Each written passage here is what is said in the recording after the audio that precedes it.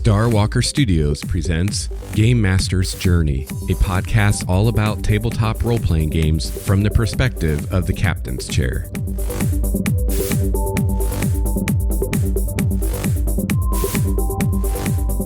This episode is brought to you by Texas Beard Company. Use the coupon code GameMaster for a 15% discount at texasbeardcompany.com. Kevin and Evan from the LoadedDice podcast network join me to discuss their Star Wars Edge of the Empire campaign, The Whiskey Rebellion. We have a lot of laughs with some insights into the system and gaming in general along the way. So join me on the journey. Together, we can become game masters truly worthy of the title.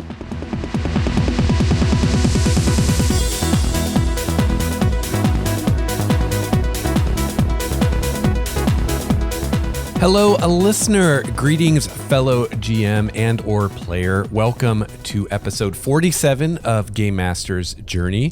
I'm your host, Lex Starwalker. I am very excited to be back again for yet another episode. I've got another great interview for you today. This will be the first of a three-part interview that I did with Kevin LoadedDice and Evan Lewis of the LoadedDice Network. And they do quite a few gaming and hobby podcasts, much like Star Walker Studios. But one that is particularly relevant to this interview is their actual play Star Wars Edge of the Empire podcast, The Whiskey Rebellion. So if you have not checked this out and you're into actual plays at all, or maybe you're curious about the Edge of the Empire system or any of the new Star Wars games systems by Fantasy Flight Games, definitely check out The Whiskey Rebellion. It's a lot of fun, and it's a great example of people using improv in a role-playing game. So this is very germane to our last couple episodes with Scott about improvisation in role-playing games. So we're kind of continuing on that theme today and for the next couple episodes, as Kevin and Evan talk about their point of view on the subject and coming more from an improvisational comedy point of view. So this is super interesting to me because Scott is an improvisational musician and Kevin and Evan have some knowledge and experience with improvisational comedy, and they're saying similar things. So improv is improv, I guess, to some degree. But it's a really great interview, really interesting stuff. And I just want to say real quick before I get into the interview that I'm still getting a lot of great feedback from you. And I am going to have some more episodes in the future where I get into that feedback. But I've kind of hit a lot of the quick and dirty stuff, as I like to say. And some of the other feedback I've gotten is a little more involved and is too long to do, during an interview episode. So I'm going to have another episode in a few weeks probably where I'm going to go through some of that. Specifically, I've had some great feedback about the Star Wars dice, specifically from Joshua, who was on the show a while ago, had some thoughts about it that I want to share with you. And I've had some thoughts and feedback on 13th Age, specifically from a buddy of mine, John Marvin, who was on GM Intrusions a long time ago. So he has some thoughts about 13th Age that I want to share with you. But again, I'm going to put that off until I get through these interviews. So definitely visit the website, starwalkerstudios.com. Check out the show notes for this episode, episode 47, which you will find at starwalkerstudios.com/GameMastersJourney/47. And there I will have a link to the Whiskey Rebellion podcast, so you can check that out. I will also have a link to the Loaded Dice Cast, which is Loaded Dice Network's flagship podcast. Kind of like this is my flagship podcast, I guess, come to think of it. And so definitely go check those out. I'll have those linked. And again, this is the first of a three-part interview. So I will be continuing this interview in episodes 48 and 49. So without further ado, I'm going to open hailing frequencies on the Obsidian Monolith. I'm going to get Kevin and Evan on the comm, and we are going to talk about Star Wars.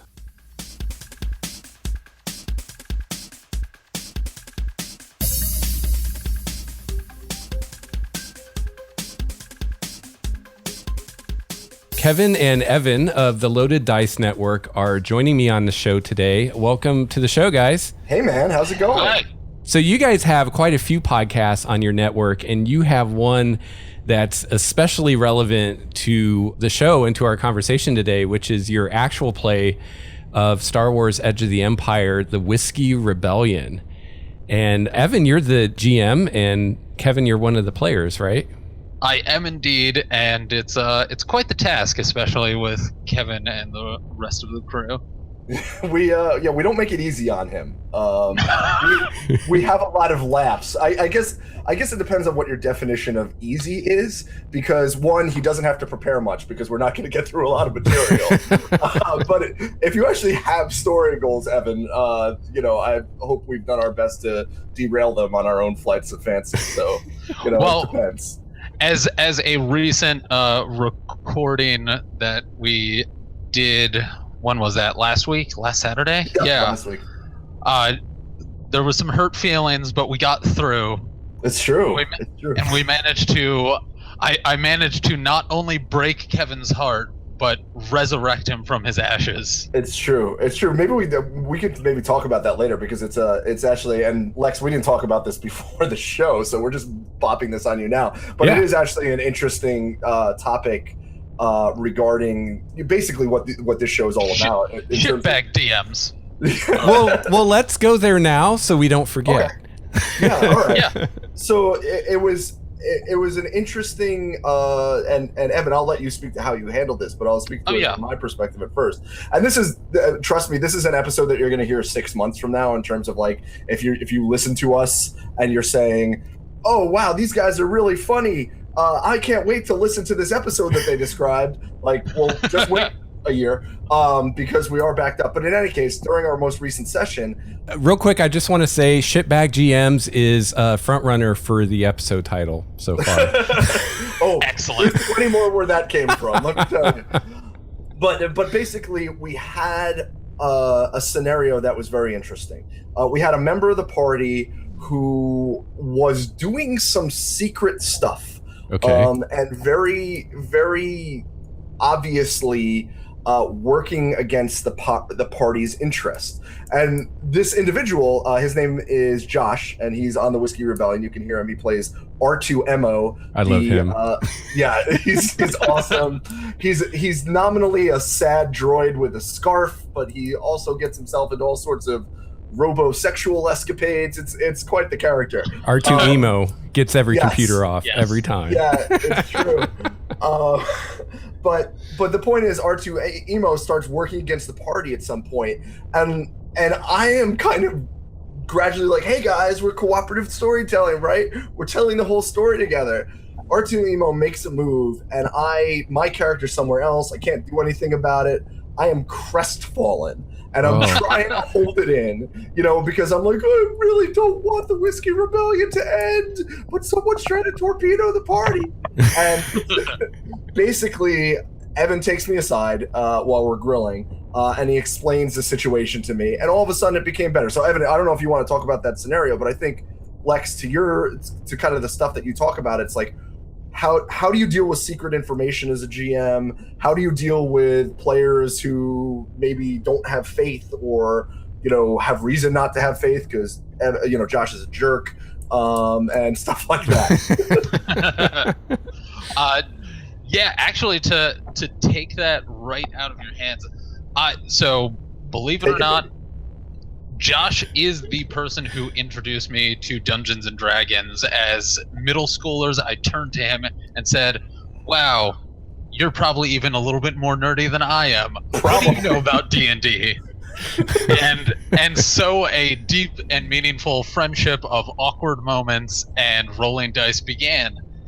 And Josh is infamously known as being the type of player who other players are often afraid of, and even myself as a GM has feared him, not only for like the typical rules lawyer type of thing, but looking for the most powerful, ridiculous way to accomplish anything.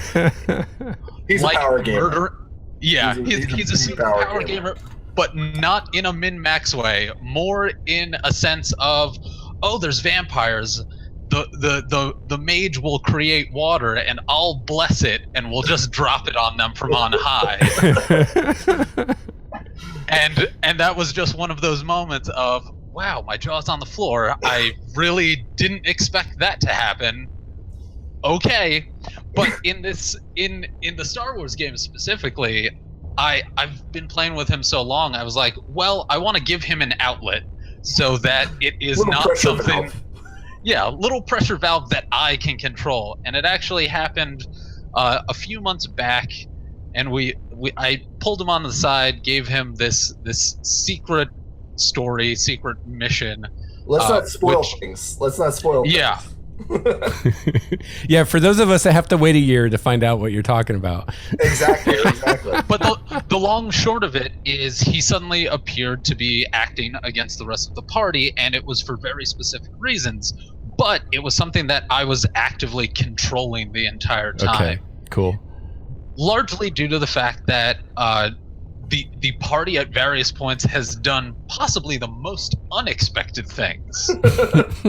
Like kidnapping one of their main rivals instead of running away when they probably should have. Thank goodness for not knowing the rules backwards and forwards every single time, and being the type of GM who likes to move things along. Yeah. It's true, but I guess my thought on all of that, Ev, was just that I appreciated that you took me aside, and basically you said, "Hey, man, I know you're having a problem with this." There were some players at the table, Lex, that were like, "It's fine. I trust them 100%. Like, I know Evan's got this, right? Like some veteran role players." Dr. Wu of internet fame. letting it ride, right? And some players were kind of worried and nervous, and I'm like, this is Evan's game, but it's my network, and we gotta make this work, blah blah blah. So like, it was interesting to see how Evan handled the different players and the way they interacted. Oh, sorry, Ev. I was going to say just the one thing that you recognized about me that made you coming to me and saying, here's what's happening, is you recognize the idea that I'm really tuned into the idea of cooperative storytelling. So if you let me know the story that we're trying to tell, I have no problem with it being, say, against my character's best interest, right? But if I think it's against the story's best interest, then I'll quietly sit in the corner and sulk. And that was cool. I thought that was cool. Yeah. Well, one of the most important things for really running a game is actively having communication with the people that you're playing with, and it starts from like game concept in the first place. Like Whiskey Rebellion started off as a conversation of, hey, there's this new Star Wars game. Would you guys as the group be cool with me running a game, to me having conversations with everyone about their characters and how certain parts of characters aren't going to work? Like, you have to be okay with saying no, but also talking to people like grown-ups rather than having the scenarios where it's like, oh, we just can't invite Rob to the game anymore. Let's just change the game night and not tell him. I bet it'll be awkward for Kevin when Rob shows up at his house on a Tuesday. Yeah. That'll be a Kevin problem. That's awesome. Have fun with that. But that type of shit has happened plenty of times, and I'm sure plenty of listeners have been there. Oh yeah, I'm sure. I've been there. For sure. Oh yeah. Silence. Oh yeah, I figured another question was coming. Or maybe I don't know. Maybe we already. I didn't know if you guys had covered this topic to your satisfaction, or I think we've worked through our intrapersonal therapy, and now can and work some stuff out, hug it out a little bit, cry. Yeah. And then now we can go on with your show, Lex. Now that we're not ours. No, this is great. This is great.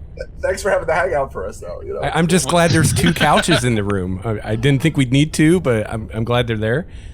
so you guys can both stretch out. I can only cope when supine.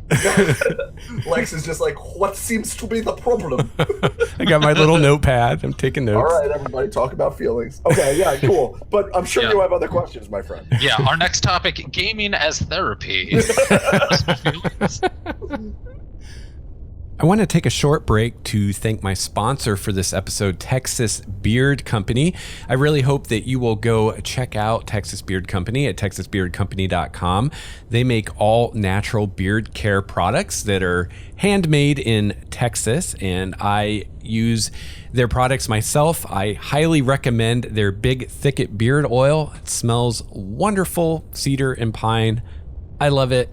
And hey, nerds, guys out there, if you have a beard or you're growing a beard, or maybe you do like the 5 o'clock shadow thing, and your lady or your significant other is complaining because it's scratchy, check out Texas Beard Company and they can help you out with that. You can use the coupon code GameMaster for 15% off your order. You get free shipping on all orders over $25. So check out texasbeardcompany.com and use the coupon code GameMaster. I guess the next topic is the dice. So you guys seem to be fans and you have a lot of fun with the dice.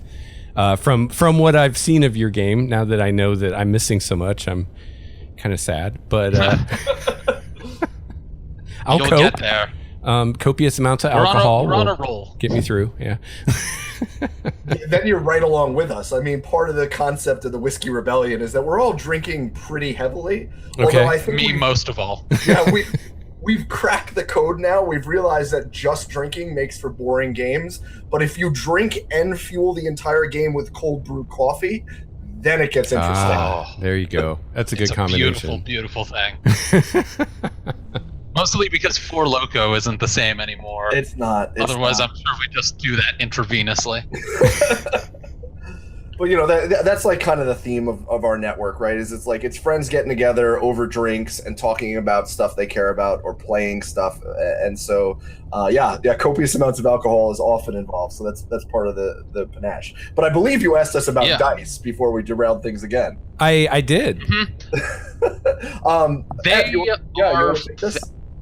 Absolutely. So they are fantastic. Actually, we had a really lucky happenstance because the gentleman playing Dr. Wu, also known as Ted the Wizard,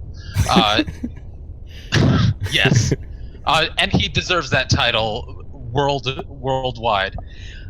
He actually introduced us to Fate, which is a fudge-based game. It's kind of a storytelling dice game. You have pluses and minuses, and it's all sort of your character creation and gameplay is based around the simple fact of you do a thing descriptively rather than trying to hit somebody's AC the way that you would with a D&D, which is really built around the mechanics of fighting. Right. And what I found with the Star Wars system is it's this wonderful sweet spot of the storytelling that you get from something like a Fate or Fudge, but with more nuance because the rules kind of lend themselves, like the goddamn book is, well, now 3 books are real thick. Like you can get a concussion. They need to repackage it as a holocron, so it's a little more portable. Yeah, that would help. Oh, that'd be great. Yeah, but as soon as Mac changed their input, that shit wouldn't work anymore, and you'd have to buy a new one anyway. Or get a converter. Anyway. A dongle. Yes. Jedi dongle. Anyway, the dice mechanic just lends itself so well as being a bridge between people who are probably way more into the number crunchy type of games and those who are into storytelling stuff, because you're still looking at the nuance of like, oh, I need this many of this type of dice for technically me to be great at something. But especially the way that we run the game, the concept of how you describe what happens is way more flexible, and we have a lot of communication and, once again, a lot of shit talking and jokes based on the simple dice mechanic, which is, do you succeed or do you fail? Did something good happen or did something bad happen? And that allows for this magical point where everyone can be like, wait, no, I think this, you got like an epically successful thing, rather than doing whatever you were going to do, shoot the mans, you do a barrel roll over kegs of blue milk and shoot through the blue milk and into his torso, and you say, bottoms up. Absolutely. And just to piggyback off of that, one of the things that distinguishes this from, say, a Fudge or a Fate or something like that is, and I know you've talked about this with Josh, and I know you've talked about this with Ben, but I can't sing the praises enough, is the multiple axes upon which the story is propelled forward. It's one thing to kind of strip away mechanics and strip away math and go binary pass fail, or maybe some sort of gradation of pass fail, sure, and then tell me a story about that. And that's awesome, and that's fun, and that's great improv and all of that.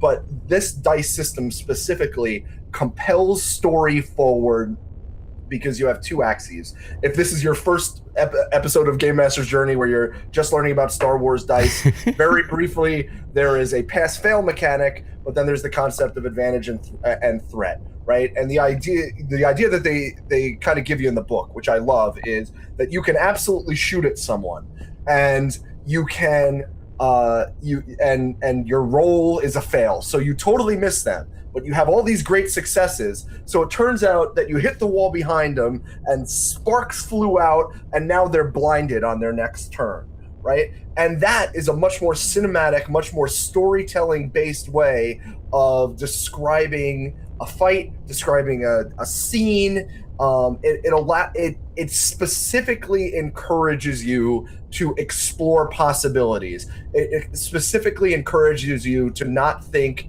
in a binary fashion. Right. And for me, I find that super valuable. I find that completely unique to the role-playing games I've played.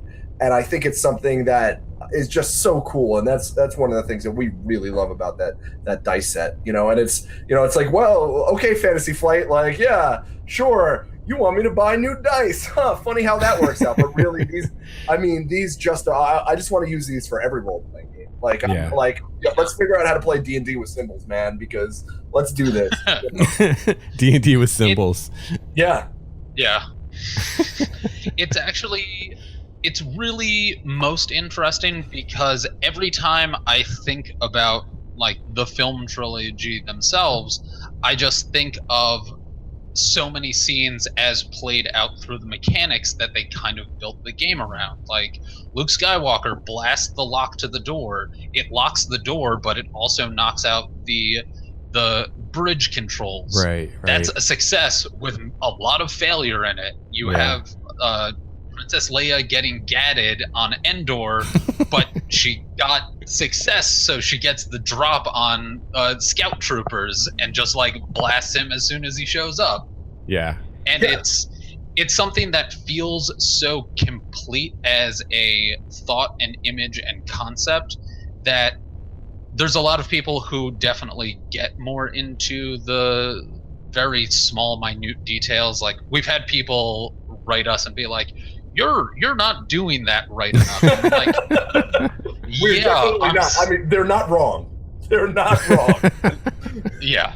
No, but we're also still having fun. And for me, and what role-playing has always meant to me, is the storytelling fun part. If I wanted to do mechanics, I would play fucking Pokemon and like breed Pokemon and shit. Right. It's true. I mean, and I think it's to that point, it's what an incredible, like, I kind of want to take an improv class just using Star Wars dice. Well, I guess that's what the Whiskey Rebellion is, right? Like, what an opportunity for jokes, because, a success fail, that's great. And like that, sometimes we treat it like that's the game part of it. Right. But the part that makes us all laugh and the part that brings us back to the table, month in and month out, is when someone comes up with an absurd explanation for the threat or advantage that was on the dice. You know, that's if you want like a hardcore like rules-based version of Star Wars Edge of the Empire, I would not listen to our podcast. You will throw your iPhone across the highway. But like, if you want laughs, I think we're funny. We do get better, yeah. You know, it got better. Yeah, it was a little bit of a learning process because, granted, this is a new game for each one of us, and it's not that sort of fate system where you can sort of roll with the punches. And as far as like the improv goes, like it is really fun for me because I came out of performing in theater and doing improv stuff and doing Renaissance festivals where you're just given a character and said, hey, go fuck with some people, like have fun. And it's basically getting to do that, except in this case I get to write a story and I get to play characters with plenty of cameos. Well, not plenty of cameos, but lots of fun cameos when they show up. Well, I would definitely recommend people check your podcast out if you're new to Star Wars and you're wanting to kind of see how it works, because one thing that you guys do really well is how you handle resolving the dice. The first time I ran this game, I ran the Edge of the Empire beginner box, and I was trying very hard as GM to do most or all of that myself, like every roll, interpreting, you know, what's the advantage, what's the threat, you know, all that stuff, and it felt kind of like a lot of work and draining. It's the classic trap. It's like a land war in Asia, you know? Yeah, but what you guys do is, or kind of, this is what I imagine happens listening to the podcast, is the dice roll comes up and right away players start throwing out ideas of what could be happening, and Evan's just kind of sitting back with his evil GM grin, just like letting it happen. And if there's an idea he really likes, he's like, yeah, we'll go with that. Or he goes with some evil idea he already had. And I think that's the way to really do it and make it a lot of fun. Yeah, I think it's, I was going to say, so Evan, I'll let you finish on that, but I'm going to let you finish. But from my perspective, that's what she said. Yeah, exactly. Kanye again. It's really cool because, one, it encourages everyone to participate in every role, right? Yeah. And we have a big group. You've heard it, right? Yes, you do. We have, you know, I'm always, so it's at my house, and it's always my job to set up the chairs, and I always forget a chair or two. Like, I'm like, no, we can't have this many people in an RPG group. But what it does is, so that could mean in a D&D, in a 4th edition, you just couldn't do it. Oh, because by the time you got around to my turn again, I would have completed a game of Settlers of Catan in the other room. You know, like it wouldn't work. But this keeps everybody at the table. It keeps everybody engaged. And also one of the nice things about this is there's as much joy in, you know, it's great that Evan says this is what happens, and whether it's the best idea wins from the jokes or, yeah, that's all funny, guys, but here's what actually happens. But like, we get to laugh at all the suggestions, right, or boo them in the case of guys like Andrew. But you know, we have that interaction, we have that play, and I think that is relatively unique to the system. And I don't know if it's unique to our game, but certainly the system encourages it, is that everybody gets to weigh in. I mean, we were joking last week, but Dr. Wu, which is obviously our strongest character, he doesn't even have to play his character anymore, because before he can even blurt out what Dr. Wu does, we've said 8 different things that Dr. Wu might be doing or that are true about Dr. Wu. And it's a tribute to the character that Ted has crafted, but it's also a tribute to how we all feel that we're telling each other's stories. Yeah, that's awesome. Yeah. And really, realistically, I kind of think at the end of the day, at least in our game, and I think a lot of people, like, even if you don't necessarily don't think you would like the way that we play, check it out at least once, because realistically, we kind of use the dice and storytelling mechanic as like a Schrodinger's box, Schrodinger's cat kind of thing, where nothing is set in stone. Like, I'm not going to just constantly be like, oh, that gives you +1 blue die, or that gives you a plus black die for your next roll against that opponent, because that's fucking boring. Right. That's boring, and it also isolates what can be such an amazing, and I think the reason so many people get into role-playing game is it's social. It's social and it's fun, and you get to hang out with your friends, and like, we've all played in enough D&D games. There's going to be more jokes at the table and references to, I don't know, Knights, Spamalot and Camelot and stuff like that than anything else. Like, so go with it, baby. Just why not make that part of the game mechanics themselves? Right. Sure. For sure. And one thing you touched on, Lex, is that one of my goals with the Whiskey Rebellion when I edit it, because trust me, I make editorial choices all over the place, right? Sure. But one of the things that I really feel the need to keep it, these people are way more boring than I make them sound. I am awesome. They're actually terrible. Truth comes out. You heard it here first. Yeah, it's true. Yeah. Kevin LoadedDice, megalomaniacal leader of the LoadedDice network. Well, everybody knew that already. Yeah, everyone knew that. Well, that's not true because most people don't listen to our podcast. But in any case, everyone who matters. Sorry. That's right. That's right. One of the things that I think that the Whiskey Rebellion is a study in is learning a system, right? So we're awful at the rules in the beginning. We learn them over time. We're learning how to play our characters. We're learning how to interact with each other. And I like to include a lot of those imperfect moments, or those moments where we go, wait, we were doing that totally wrong. Or those, because I think it speaks to, I'd like, if it's anything, right? If it doesn't even make anyone laugh, if some like sociological scientist from 20 years from now goes back and listens to it and says, wow, this is an interesting model on how, when obviously tabletop RPGs have taken over the world and they're the most important thing. Like, someone says, like, this is a very interesting model about how a group evolves over time and the social aspects and it's a show that's far from perfect in terms of audio, in terms of rules, in terms of all of those things, but it's at least authentic, right? The truth is, I'm not running a game. This is a longitudinal study for a psychology program at Cornell. They let the inmates out of the asylum. I like it when, sometimes a player will actually read the rules. Like one of the episodes I just listened to earlier today, you guys use an ion weapon for the first time, and one of the players actually read, this is how ion weapons work, and I actually enjoy that listening because I'm learning the system myself, I'm wanting to run it myself, and it's more interesting to hear someone read that in context of a game than to just go look it up in the book and be like, oh, that's how an ion weapon works.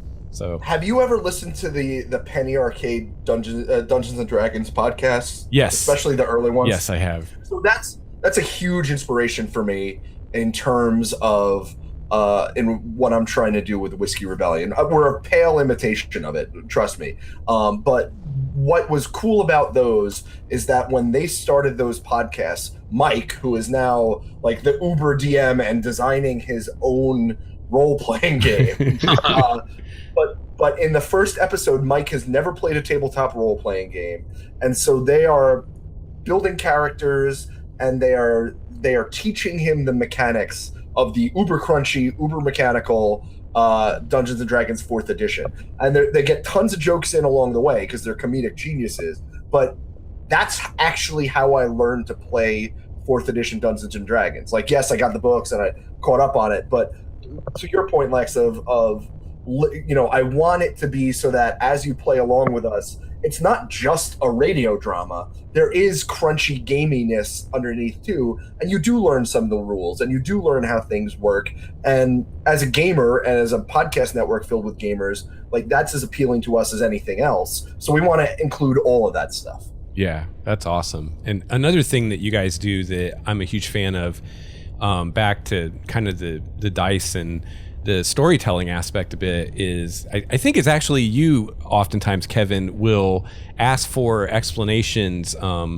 someone flips over a destiny point to get a bonus on a roll, and you're like, well, what's the story, what's going on in the story that reflects that? And I think that's really cool. I'm such a stickler for that. I'm such a jerk about it. Like, no, you can't do that unless you can come up with something. I don't care what the mechanics say. I think every group needs someone to do that, though, to keep bringing it back. I think that's awesome. Every group needs an asshole, and I can be that asshole.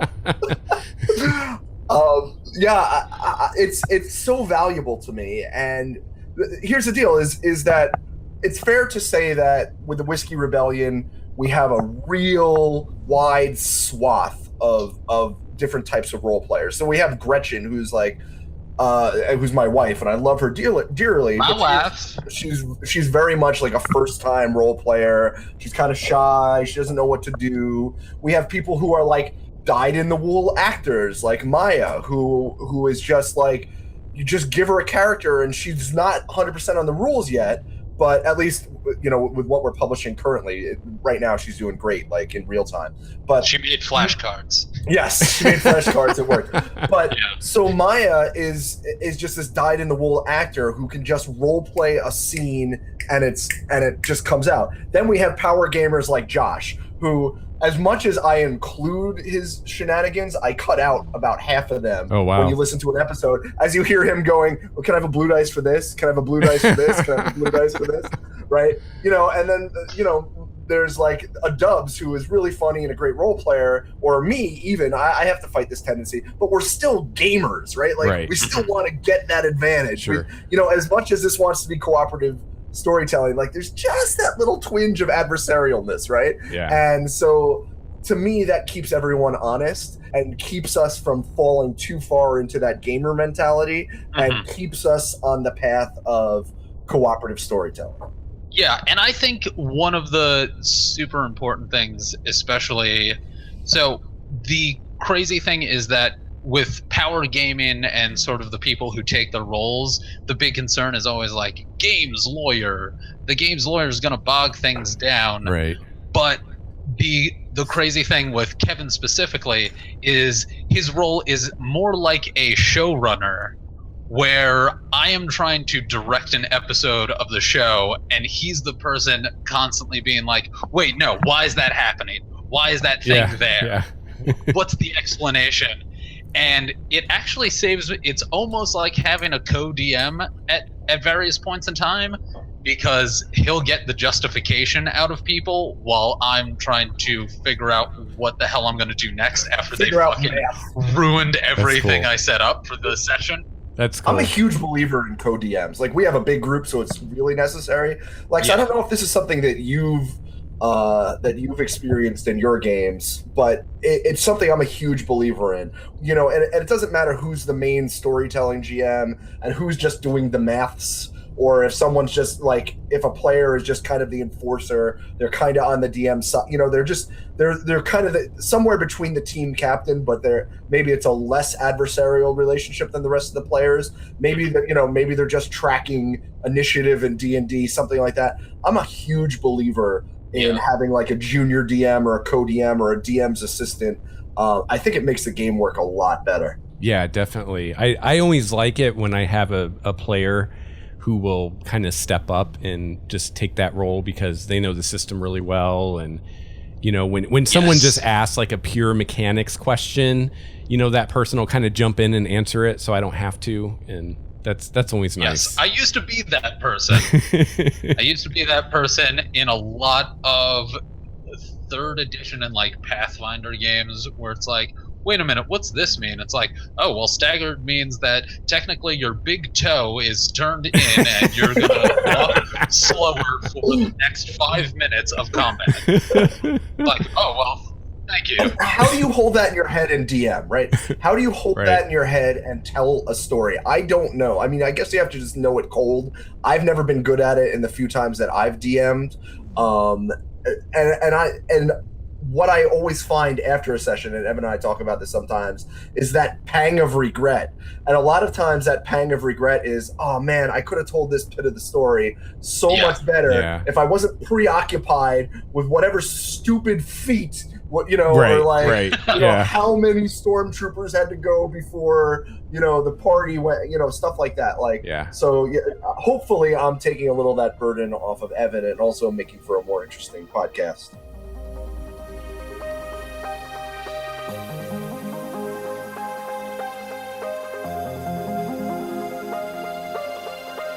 That is going to wrap up episode 47 of Game Master's Journey. Thank you so much to Kevin and Evan for your time and for coming on the show today. I really appreciate it. If you would like to follow them on Twitter, you can follow Evan at Evan Luis. That's EVANLOUIS. You can follow Kevin at Kevin LoadedDice. And you can follow the Loaded Dice Network at Loaded Dice Net. And of course, you can head to my website at starwalkerstudios.com. You can check out the show notes for this episode, and you can find all of those links there if you didn't have time to write them down or can't remember them. It's all there in the show notes. I'll have links to their podcasts and all kinds of helpful stuff. Also in the show notes, you can find my Patreon button if you'd like to learn more about becoming a patron of the show. You can find a donate button, iTunes and Stitcher buttons if you'd like to subscribe or leave me a review. I really appreciate reviews. At the bottom of the show notes, you can find a link to the Google Plus community for Game Master's Journey. I really hope that you'll join us there and talk gaming with us. You can also find a link to my YouTube channel where I have lots of actual play sessions. I recently did the beginner game for Force and Destiny, so you can see that there. And you will find a link to a free 30-day trial of Audible books courtesy of Game Master's Journey and my Amazon referral link. If you would like to reach me, you can email me at gamemastersjourney@gmail.com. I'm on Google Plus, just look for Lex Starwalker, and I'm on Twitter at Lex Starwalker. I hope that you have a chance to play your favorite RPG this week. I will be back next week with another episode of Game Master's Journey. Until then, game on. This has been a Starwalker Studios production, your source for quality gaming and hobby podcasts. This episode's music provided by Cloudwalker, Renfield, Transboy, and Ish. Please see the show notes for more details at starwalkerstudios.com/Game Master's Journey.